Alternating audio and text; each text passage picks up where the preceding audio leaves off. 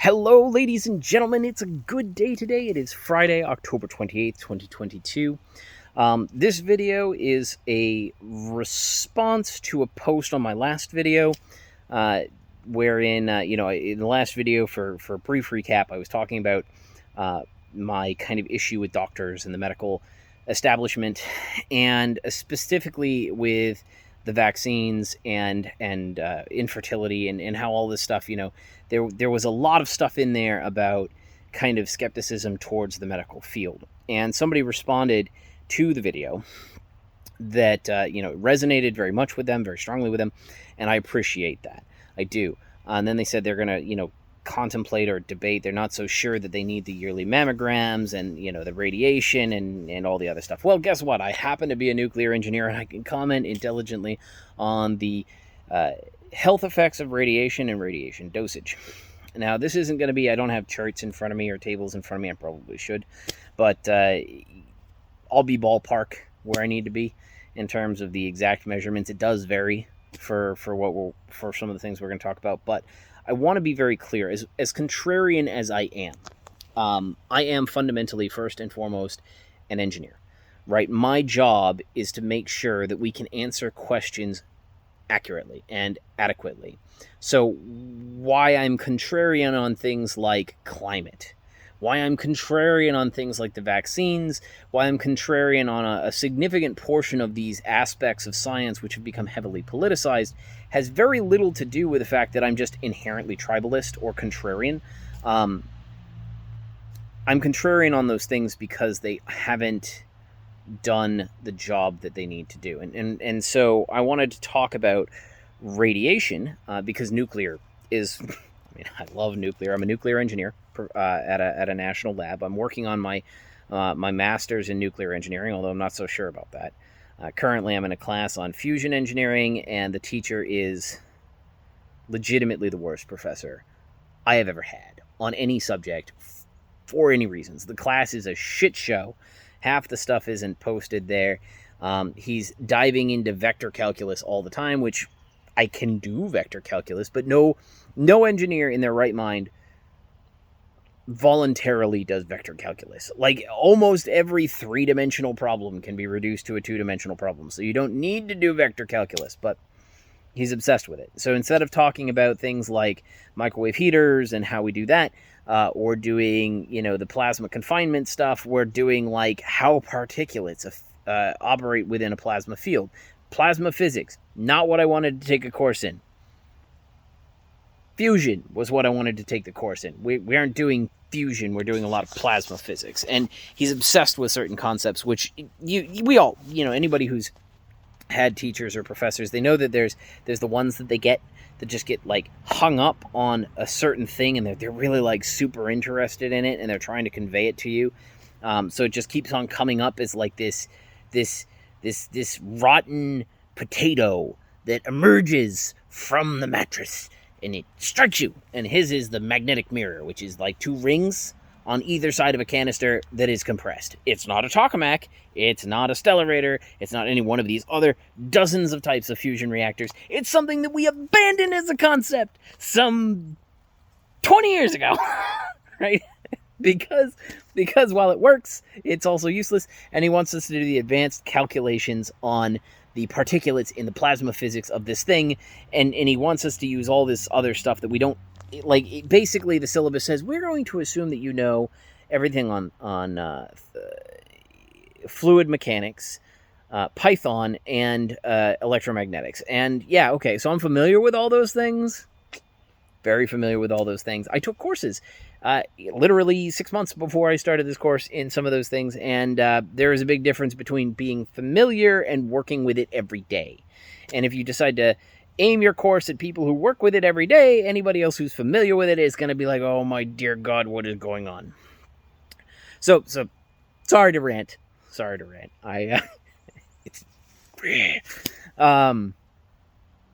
let's talk a little bit about radiation and radiation and you and exposure and you and all of these other things. And if you're interested in the content that I do, hit the like button and subscribe and do all the other social media things. But more importantly, comment. And the reason for the comments is I do actually read them. They do come through my email. I'm not great about it. I apologize. But they do come to my email. And it gives me food for thought and like what I should talk about, aside from different random things that I want to rant on. So like, subscribe, and comment. And definitely make sure you get those comments, and I'll do my best to respond to you. I can't promise that I'm going to be perfect. I got a lot of stuff to do. You know, like I said, I was camping 3 weeks ago, did 2 weeks of, I might not have said, I did 2 weeks of window installation because the one that we had would not close. It's like these guys right here, you can see in the background, it's wood. So it wouldn't actually seal last winter, which was very cold and very expensive. And this year, with current fuel prices, I wouldn't be able to afford to heat my house. I'd be sitting there with like a little campfire in my living room, and I don't really want to do that because I don't have a chimney. So it would be bad. So we had to replace this window for the last 2 weeks is what I was working on it for. Had to get the roof on this past weekend because the bad weather was coming in this week. Very glad I did it. And then a week before that, it was getting it in and getting it installed. And my wife wanted a bay window, of course, which is significantly harder. And we could save money by going to Barton's Home Outlet, buying just like one of their off-the-shelf things rather than something that custom fit into what we already had. Literally, it was like $950 for the one we got, and it would have been $2,500 for the other one. And frankly, I can't afford $2,500. That's just like, most people don't have that in their budget. It took me months to save up for what we did have, but we got it. We got it done, and so it's a good day. So let's talk about radiation and why you shouldn't be concerned about it. Radiation is one of those things that is very poorly communicated to the public. Very, very poorly communicated to the public. It's actually incredibly frustrating from a nuclear perspective because we, those of us who work in nuclear, we're intimately familiar with radiation. It's just part of what we do, you know, and it's part of our accepted life risks and all this other stuff. And it's not very high. So when we start talking about radiation, we do, and I think it's the right thing to do, we do rigorously control radioactivity. The principle that we follow is what's known as ALARA, or as low as reasonably achievable. Now, I want to be very, very clear here. It is not Allah. It is not as low as achievable. It is as low as reasonably achievable. Reasonably does a lot of work in that phrase. And it's also the phrase that most people ignore when they start talking about radiation. So what does that mean? And why do we have this reasonableness instead of, run away from it at all costs or suspend whatever activities? And that's because what we've learned over the years is that radiation is dangerous, but it's not that dangerous, at least not in high levels. And it may actually help you at low levels.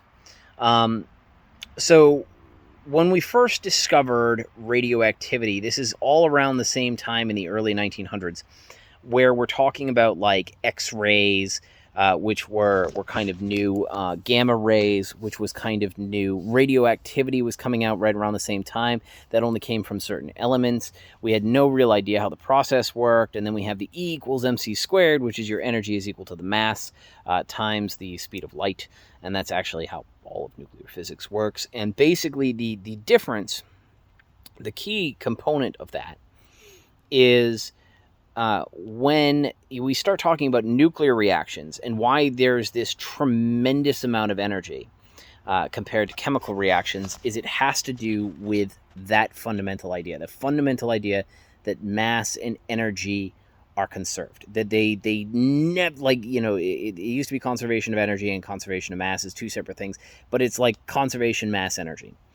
And the difference between a chemical reaction and a nuclear reaction is how much mass transforms into energy.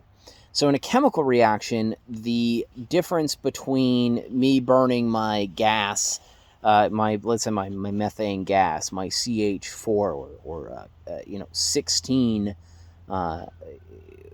grams per mole. If I had 16 grams of this stuff, I'm burning 6.02 times 10 to the 23rd atoms of this stuff, or molecules of this stuff.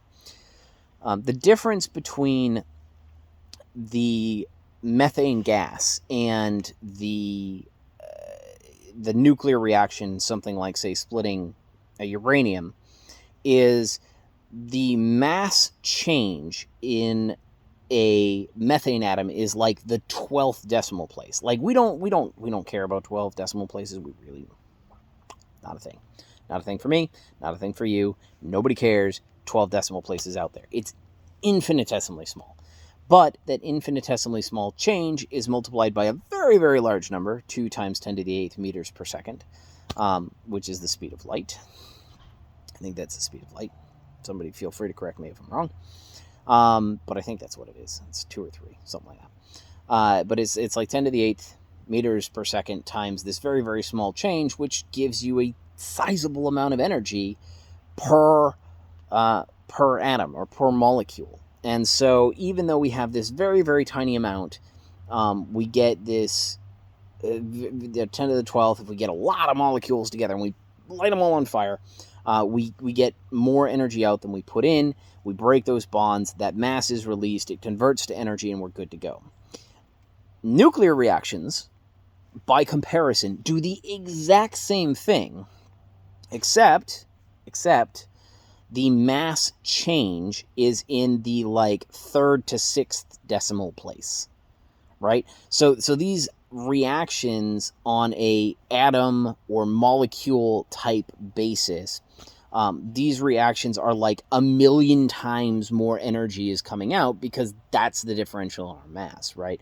So if I take deuterium and tritium is typically the reaction they go for, and I merge this two atomic unit thing with this 3 atomic unit thing, and I get a neutron and a helium atom out of it. The actual energy that we're harvesting is a small it's actually relatively large compared to the size of the mass of the particles involved, but it's a relatively large amount of energy that's coming out of this. And this, when you have energy, it has to get converted into something. It doesn't stay that way. So we tend to convert this into photons, or it just naturally converts into photons. And this happens whether I am fusing 2 atoms together, or I am splitting an atom into its separate constituents, which is actually like a spectrum reaction. There's a bunch of different things that come out of that, or radioactive decay. And while there are more technical reactions than that, if you want to talk about big groups, it's fusion, fission, and radioactive decay. Now, the thing with radioactive decay is we tend not to have anywhere near as much energy coming out of that as we would for, say, splitting an atom, because the mass change is not as big, but it still emits a lot of energy. If we had cobalt-60, which is produced when I think it's cobalt-59, nickel-59. I think it's nickel-59.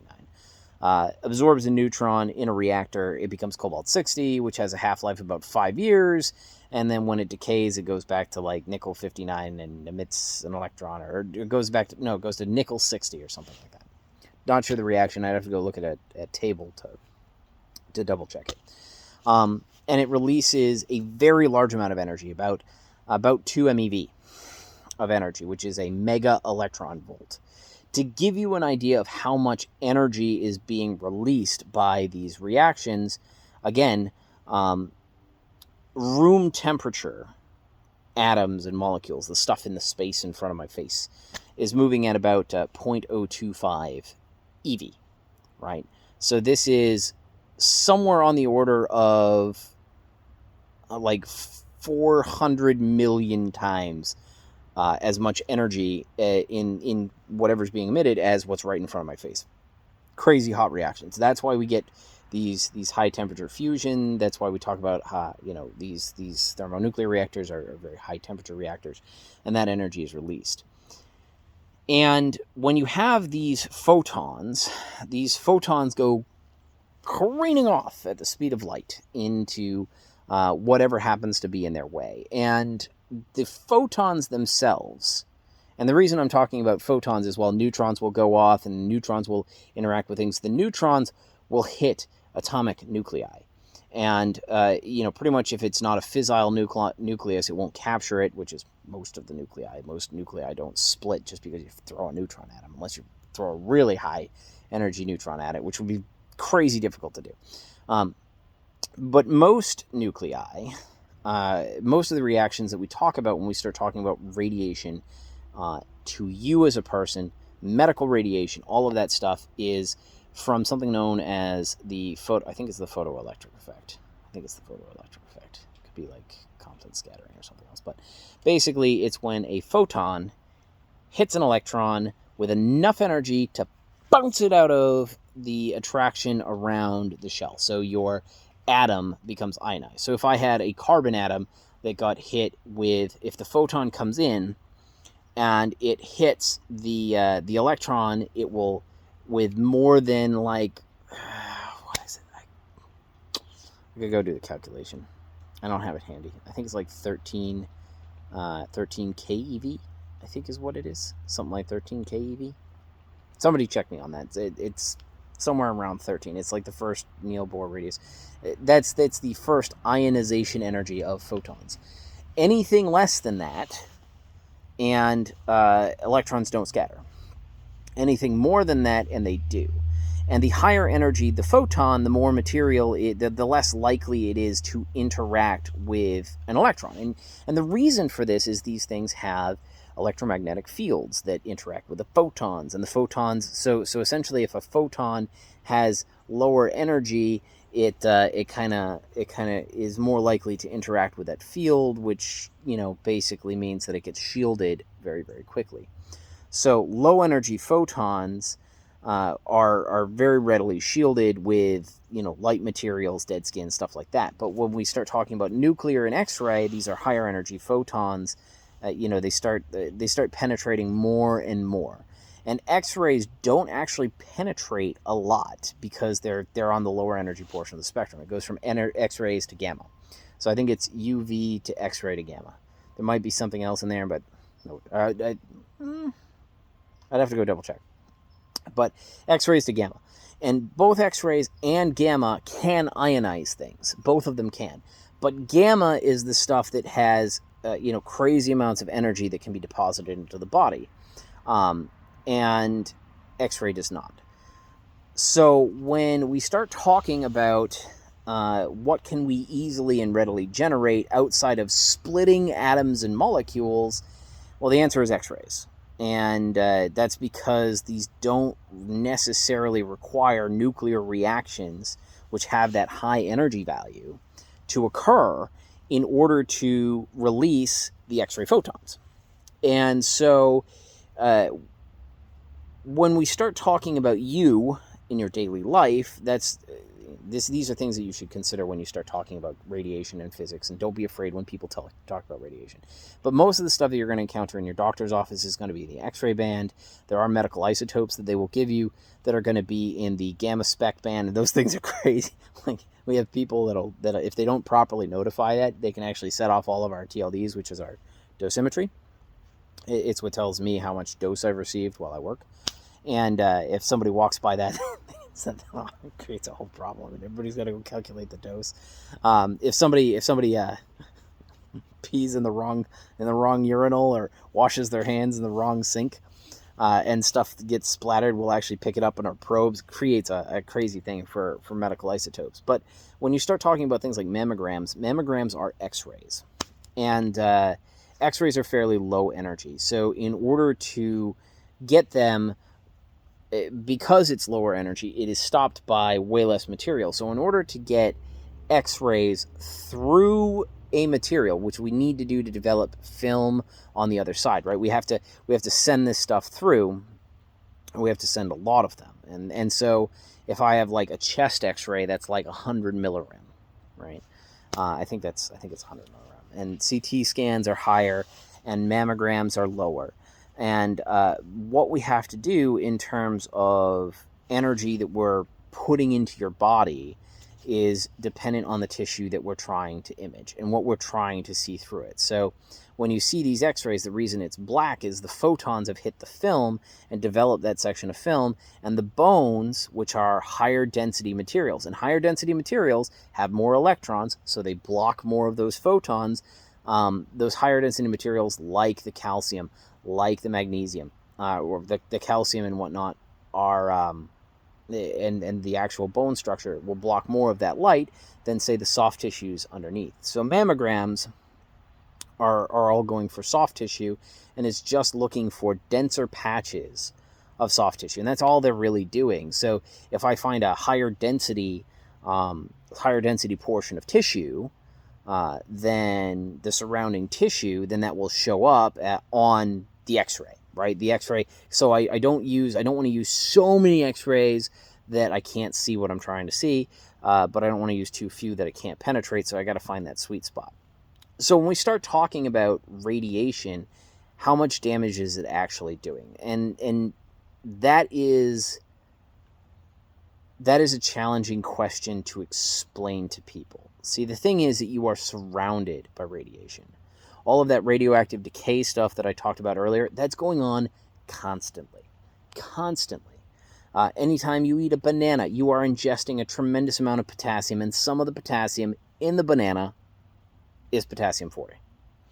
Potassium 40 has a crazy high, I think it's like 1630 or something like that, 1.6 MeV or 1630 keV energy line. It is an insane amount of energy whenever you eat a banana. Should you not eat bananas? No, of course not, because you'd have to start excluding almost all of your fruit, because potassium 40 is everywhere.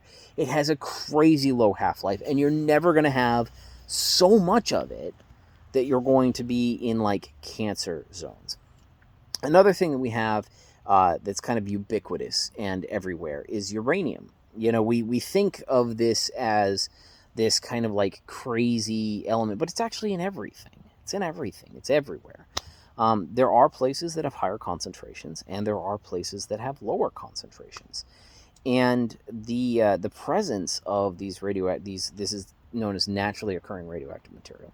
The presence of naturally occurring radioactive material does kind of screw with our instrumentation when we're actually working at it with the lab. So, for instance, if I'm turning around and I'm dealing with, depending where I am in New York is the Adirondacks region, we'll call it, or the Albany region. If I go to the northeast of where I'm at, there is very, very high uranium concentrations in anything we get out of that, including the aggregate. So anytime we pour asphalt, we get our stuff from there. We have high uranium concentrations. If I go, however, and I source something to the northwest, we have very low uranium concentrations. If I go to source something that's closer to New York City, which would have been the bulk manufacturing plants that we had back in the 1940s and 50s, when we were building a lot of our facilities, that stuff also has high uranium. And if you're out west, you have crazy high levels of uranium. And uranium actually doesn't emit a lot of energy. It's very, very low emission. I think it's something on the order of like 74 keV. Very, very low emission gamma spectrum. You don't get a lot from it. However, it does decay down into radon, and radon decays down into lead and bismuth 214, and those actually have higher energy things. So you're absorbing radon on a regular basis. You're getting irradiated by potassium 40. You're getting irradiated by lead 214 and bismuth 214. And these things are ubiquitous in the environment. It would be impossible to get rid of them, and they're just at so very low concentrations that you don't get a very large amount of dose. So what is an X? So I mentioned that an X-ray is, I think, 100 millirem. On average, I believe you get about 300 millirem per year. Now, it depends entirely where you are. I think it's like 300 to 600, somewhere in that spectrum. But you get quite a bit. You get many more than one chest X-ray a year. A chest X-ray adds a lot, but anything else that's not like a chest X-ray, any of those other radiography procedures, things like mammograms, things like well, CT scans are actually they're higher than an X-ray machine. But things like X-rays of your arm or stuff like that, they don't really do a whole lot. And even then, when you start talking about the photons emitted through, remember what I said about the density of the material that it has to pass through having a contributing effect to how many photons are absorbed. That photon absorption is your energy. So if I'm not sitting there and blasting your internal organs, right? Because you've got a skeletal, your rib cage, right? Your rib cage, your back, all those things are kind of acting as shielding for most of those x-rays. You're not getting a ton of like internal organ dose, right? If I'm taking an x-ray of a broken arm or a broken finger or something that's suspect, I'm not getting a lot of internal dose. And the same thing's true for mammograms. And you know, we're always afraid of radiation, I think because we can't see it. But when we start talking about, and I've talked about the norm that you have, the stuff that you have, there's no, please, for the love of God, I knew this guy who would put on a beanie in the middle of a 90-degree day because he was afraid of UV radiation, right? Please don't do that. Just because you find out that there's radiation that's ubiquitous in your environment, you don't have to be sitting right next to a nuclear reactor to get, you know, radioactivity, doesn't mean that you need to worry. So we have a lot of data on radiation and its health effects. And what we find in particular is that the lower portion of the spectrum, there's this debate over what actually happens. It kind of looks like this in terms of cancer curves, right? Where we have a dip and then it kind of goes off. There isn't a lot of data here, but it does look like there is a strong and prevalent effect known as hormesis. And hormesis is, the reason I say it's debated is it's very difficult, like, you know, it's kind of unethical to take a whole bunch of people and expose them to low dose and find out if they get cancer. So almost all of our radiation studies are based on a handful of sets of data. The most recent one that was done came out of, I think it was Newport News, Electric Boat shipyard workers down in Connecticut. I think that's where it was. But it was, what they found was the actual cancer rates amongst these workers over decades was less than their managers. So the people who are physically touching the radioactive material are actually have lower cancer rates than their bosses who are sitting in an office. And it was like half. Like they had half the cancer rate from the people who basically don't get any exposure at all or who act as a control in that group. And that's an effect known as hormesis. We don't actually see a relative increase in cancer risk until about 5,000 millirem or 5 rem. That's the federal limit. Ignore what I said. Till 10 rem. 10 rem is the highest or the lowest dose which we can perceive any significant increases in cancer risk. Below 10 rem, we physically can't see it, right? And these are studies carried out on thousands, tens of thousands, millions of people, and we don't see any cancer risk below that. Now, what we have decided to do as a society to handle this is to practice what's known as the LNTD hypothesis, or the linear, for a line, no threshold, doesn't stop, doesn't change, doesn't cut off, dose hypothesis. And that states that from 10 rem all the way down to 0, there is a linear relationship in potential risks of cancer. Now, it is not accurate because of that hormesis effect I described. But you would have to be getting over 100 chest x-rays a year in order to hit that limit. 100 chest x-rays. Now, maybe there are people who are approaching that, but a yearly mammogram scan is not going to trip it, right? And, we also do have exceptions for things like cancer treatment and whatnot, because those people get crazy high doses of radiation. And all of that is geared towards saving a life. But realistically, if you're talking about what's in your environment, actual radiation physics, what's actually going on, right? You don't have to be worried. You really don't. You go get an x-ray, feel completely safe and secure in getting that x-ray, especially like arms and fingers and toes. Mammograms, I think that's a perfectly fine thing to go get every year. The dose rate that you're going to get is going to be minor. There's going to be no observed cancer effect whatsoever from it. And it could save your life, because especially when we start talking about things like breast cancer, and this is why I wanted to respond to this, these tend to be very aggressive cancers. Any tissue that you have, your cancer will take on a lot of properties of kind of the tissue that it's in. Any tissue that you have that has a rapid regeneration cycle is going to grow very, very quickly. And breast cancer is one of those things where it would be better to sit there and take your 100 millirem, even if it was a 100 millirem dose, which it's not for a mammogram. It's not. It would be better to take your 100 millirem dose than to wait every 5 years to see if you got cancer, right? It costs almost nothing. Typically, x-rays are somewhere on the order of like $35 to $150, depending on the hospital that's doing it. These machines are simple and cheap and portable. Almost every single doctor's office has it. The dentists have them. Like, they are completely safe to operate. Now, the reason that they throw the lead blanket in your lap is obviously things like, your ovaries, or if you've got a fetus or you're dealing with testicles. You don't want that stuff to get kind of x-rayed too much.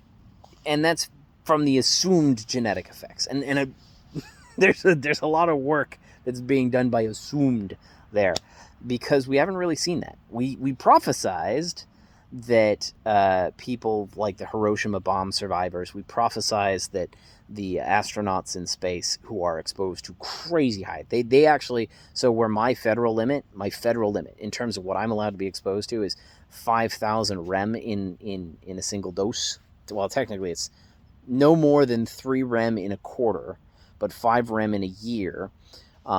They actually get, I think, a federal limit of like 25 rem, because they wouldn't be able to do their job. You couldn't launch enough shielding into space, because that is a giant ion storm of ionized particles that just zip right on through the space shuttle like it's nothing. Right? So we haven't seen the health effects of radiation on fetuses like we like to. No, we still take all the precautions in the world. In fact, the federal limit comes down to something like 500 millirem over the course of a pregnancy, not to exceed 50 millirem in a month. So we take zero chances with pregnant women and children and future generations. We take zero chances with radiation, even though the studies don't really support that as a hazard. So, if you've made it to the end of the video, I hope this provided some insight. I'm sure I ramble a little bit. That's just the way I'm going to be. But I hope this provided some value to you. And I want you to not be afraid of radiation. I want you to not be afraid of the doctors. What I was trying to get at before is that a large number of fields of experts aren't, right? They spend very little time thinking about their decisions rather than prescribing. And that's, I don't know, it just bothers me. And that's, when it comes to climate change, when it comes to statistics, when it comes to politics, when it comes to medicine, these fields stand out as glaring examples of failures in the scientific process. So if you like my content, subscribe. Don't be afraid of radiation. Don't be afraid of your doctors. Just whenever something's brand new, like never been tested before, be a little bit skeptical and demand that they give you better answers. I really think that to the woman who sat there and posted the question about getting a mammogram, if you are concerned, these are the kinds of things that your doctors should be telling you and explaining to you. And they should be going over it, and they should be providing you studies, and they should be giving you more information than you could possibly want. This was not the case with the vaccine.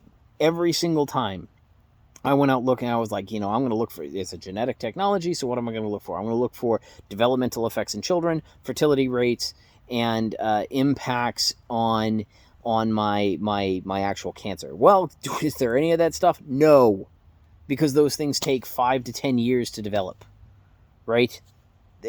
I'm not going to take something that has never been done before without that kind of data, right? Now, maybe 20 years from now, I could be proven wrong, but I'm not going to take it now. And when it comes to the individual proteins, those should be things that are like carried out over, again, 5 years or so. Like, it'd be 5 years to get the minimum developmental effects. But, you know, if we're talking about small-term health effects, good data, it won't be for 2.5 to 5 years. The efficacy won't be known for 2.5 to 5 years, just because we have to let it circulate and figure out where things are. That is not the case with radiation. That is not the case with health physics. But if you have any other questions, feel free to post them. I will do my very best to respond. Have a good night, and enjoy the day.